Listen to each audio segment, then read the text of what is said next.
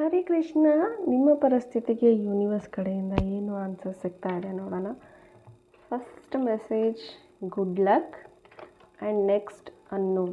Okay, unknown ಸೋರ್ಸಿಂದ unexpected ಆಗಿ ನಿಮಗೆ ಗೊತ್ತಿಲ್ಲದೆ ಇರುವಂತಹ ಒಂದು ಸಿಚುವೇಶನ್ನಿಂದ ಒಂದು ಪರ್ಸನ್ ಆಗಿರಬಹುದು, ಸಿಚುವೇಶನ್ ಆಗಿರಬಹುದು, ಅದು ನಿಮಗೆ ಗುಡ್ ಲಕ್ ಅನ್ನೋದನ್ನು ತಂದು ಕೊಡುತ್ತೆ.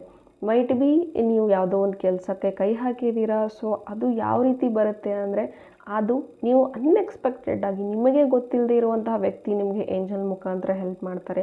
ಆ ವ್ಯಕ್ತಿ ಯಾರು ಅಂತಲೂ ನಿಮಗೆ ಗೊತ್ತಿರಲ್ಲ. ಬಟ್ ನೀವು ಏನು ಈಗ ಕರೆಂಟ್ಲಿ ಗೋತ್ರೂ ಆಗ್ತಿದ್ದೀರಾ, ಅದಕ್ಕೆ ಎಲ್ಲವೂ ಸರಿ ಮಾಡೋದಕ್ಕೆ ಅನ್ನೋನ್ ಸೋರ್ಸಿಂದ, ಅನ್ನೋನ್ ಪರ್ಸನ್ನಿಂದ ನಿಮಗೆ ಗುಡ್ ಲಕ್ ಅನ್ನೋದು ಸಿಗುತ್ತೆ.